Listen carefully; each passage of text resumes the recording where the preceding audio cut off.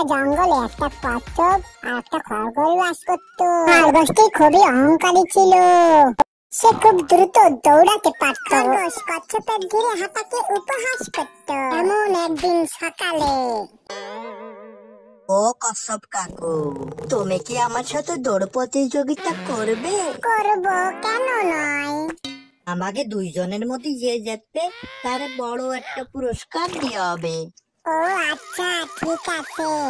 এই দৌড় প্রতিযোগিতা দেখার জন্য জঙ্গলে সকল প্রাণী পশু পাখি একত্রিত হয়ে যায়। আমাকে দুইজনের মধ্যে ওই দূরে পাহাড়ে আগে যে পৌঁছাবে সেইটি জিতবে। ঠিক আছে, চলো শুরু হলো।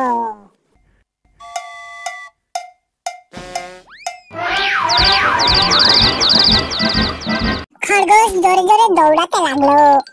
কচ্ছপটা আস্তে আস্তে আস্তে হাঁটতে থাকলো।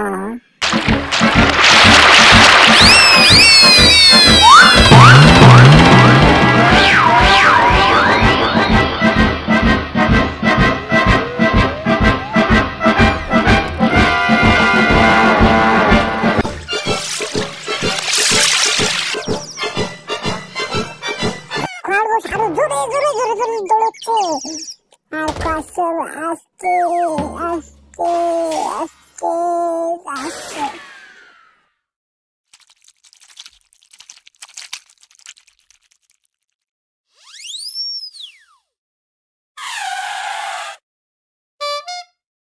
এরপর খরগোশ দৌড়াতে দৌড়াতে দৌড়াতে হঠাৎ দাঁড়িয়ে পিছনে ফিরে দেয়। কচ্ছপের কিচ্ছু দেখা যাচ্ছে না। এই কচ্ছপটা এখনো আসতে পারলো না, ও এত কষ্ট করে আসতে পারবে না। যাক, কিছুক্ষণ তো আরাম করে বসতে পারবে। কম আরাম করতে করতে খরগোশ একসময় ঘুমোয় পড়ে।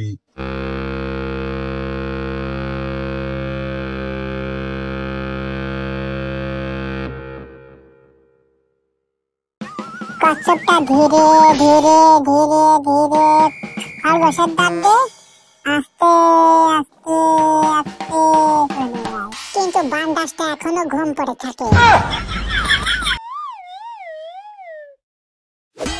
কচ্ছপটি চলে যাওয়ার কিছুক্ষণ পর খরগোশটি জেগে ওঠে এবং সে আবার দৌড়াতে থাকে।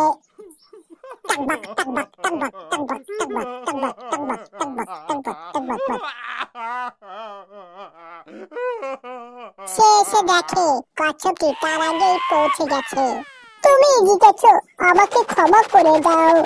আমি কোনোদিন আর অহংকার করবো না, কারণ অহংকার পতনের মূল। তোমরা অহংকার না করে সাবস্ক্রাইবটা করে দাও।